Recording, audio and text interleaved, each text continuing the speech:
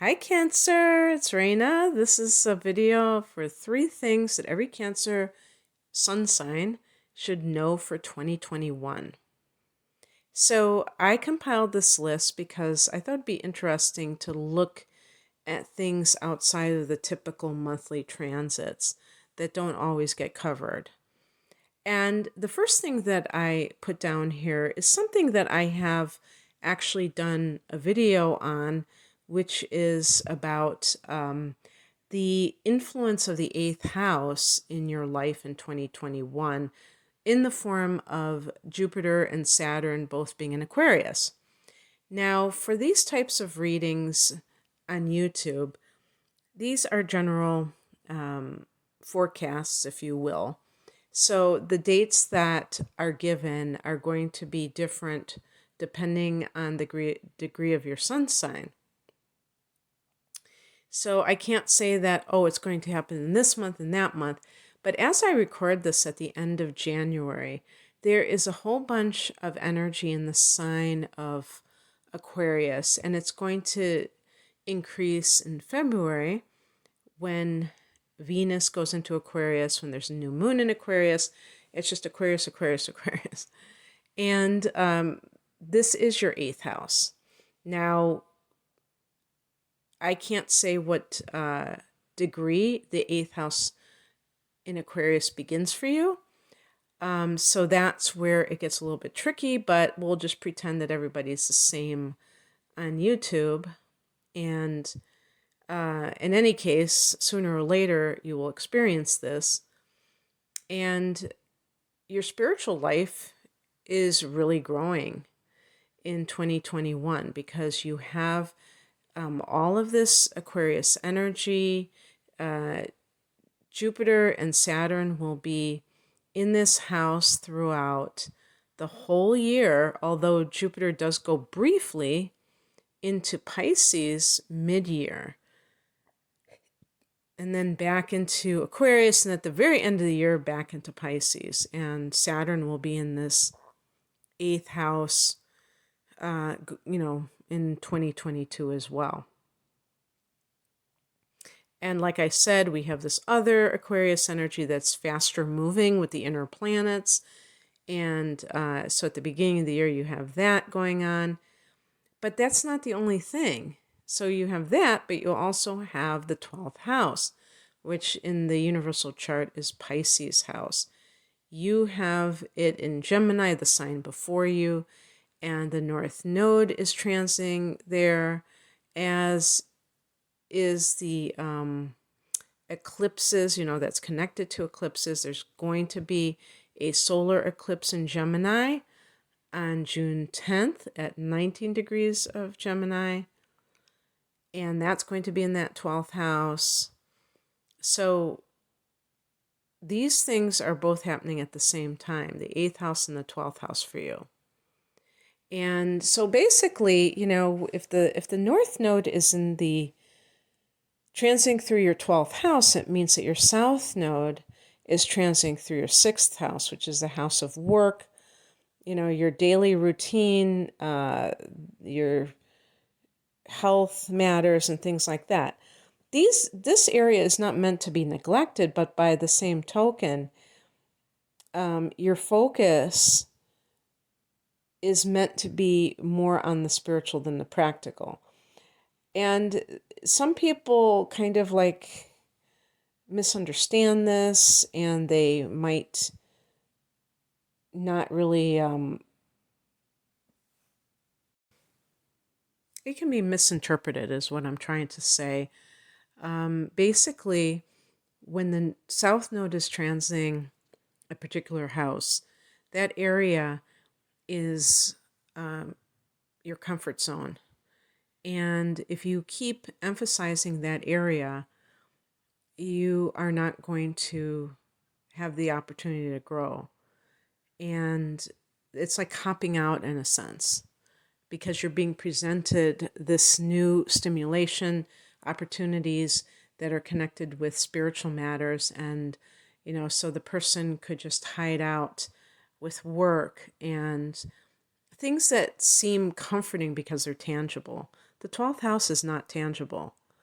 And for some people who maybe are not, haven't really explored their spirituality their whole life, and they may be full-blown adults, maybe middle-aged adults who in some cases are going through a crisis where the material world is no longer able to provide them that distraction. Their careers are no longer a place to escape because they feel like they're at a dead end. Maybe their children are not a distraction because they're teenagers and they're self-sufficient, or they have left the nest, and now the parent has to face themselves, face their spouse that they may not have a good relationship with. And there's a lot of just kind of that emptiness or that sense of confusion where the daily grind has not provided that escape anymore. And that's when the spiritual comes in. And really, when you acknowledge that and you embrace the unknown, it can be a very hard thing to do, but it can also be a very beneficial thing and therapeutic in the long run when you look back at it. So if you get these things, I'm not saying that if you really are not feeling anything spiritual that you should push yourself, but chances are if the eclipses are happening here, you may get some random time a friend might say, hey, I'm going to this yoga class. Do you want to come with me? And you typically would have resisted, and then you say, you know what, I'll try it. Why not? I'll try something different. Or anything along those lines, that something presents itself to you and you have that opportunity to go along with it or to reject it. So the second thing I put is that Pluto is nearing the end of its transit in Capricorn, which is your opposite sign. So when I was looking at the ephemeris for 2021, Pluto does go up to 26 degrees of Capricorn, which doesn't sound like you're like, okay, well, that's close to the end, but it's not exactly the last degree. No, I mean, Pluto will still be in Capricorn until 2023. And even then, I'm skeptical if it's not going to retrograde back into Capricorn after it goes into Aquarius in 2024, because it just would make sense. I mean, it's very slow moving. And so Pluto is going to retrograde in April, to be exact, April 27th. I'm recording this on January 27th, so exactly 3 months from now. So anyway, for those of you who the transit of Pluto began in Capricorn in 2008. And for Cancer, this is your 7th house of committed partnership. And Saturn went into this sector as well. What years did Saturn go here? From the end of 2017 until probably, I think it was like March of 2020. And of course, we did have it retrograde and go back from July until December in Capricorn. So Saturn, made its final trek through Capricorn for another, whatever, like 30 years or something. So if you have a marriage or a serious relationship that has been around for a while, there may have been some signs of weakening if the relationship was shaky to begin with. Some of you may have gotten divorced in the past 10 years or 12 years. Or some of you may have separated. Perhaps you've come back together. Maybe you've been on and off. But the point is that your significant relationships, and it doesn't have to be limited to a marriage situation. It can be like even friendships that you have on a one-on-one basis where you're talking about that particular connection you have with them uh, alone. These types of things may have really come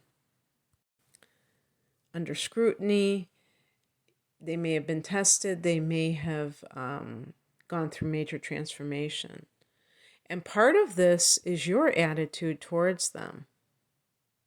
Cancer tends to take care of everybody, including their friends. And while that may be something that just comes naturally to you and you enjoy doing it, you may have sacrificed yourself in the process. And a year ago, when you had the eclipses in your sign and Capricorn, actually, what was it? Was it this past summer? I don't have that in front of me, but I think that there was a last eclipse in Capricorn in this July. I mean, I'm talking about 2020. And so you were experiencing these triggers to your sign and to Capricorn as well. So that was part of the whole thing as well. The North Node was in your sign. So you may have really gone through a lot in the last couple of years in your life when it comes to having a lot of shakeups, including a serious relationship. But this is actually a good thing because something may have come about that forced you to really pay attention to yourself. Whether it was a major illness, a some kind of an emotional condition that developed where you just couldn't do it anymore, where you had to just focus squarely on yourself and kind of put that emphasis on you. Whatever it was, maybe it was a job loss that really devastated you, or the loss of somebody close to you. That can certainly trigger other things in life, including making changes that improve your life. Now you have Pluto still in this seventh house, but in a later degree and about to exit it. If you're a sun in Cancer and you are in that range of as much as 26 degrees of Cancer, but I would say even like from 16 to 29 degrees of Cancer, this is going to be much more, or you could even say 20 to 29 degrees. This is going to be much more intense for you in terms of really challenging you to look at your shadow, because the opposition is showing these things that are coming up in other people. And that's the interesting thing about life, is that a lot of times we attract these situations to us that we just say, I don't like this. I don't like that person. I don't like their behavior. I don't like this situation that I find myself in. But we rarely will connect the dots and say, what is inside of me that is creating that scenario on the outside? Is there something that is connected there, that it is out picturing itself within this other person? An example is if somebody stuffs their anger inside and they have a hard time just expressing their anger, and yet they attract angry people who are always expressing their anger in a very uncontrolled or destructive kind of a way. So it's really about,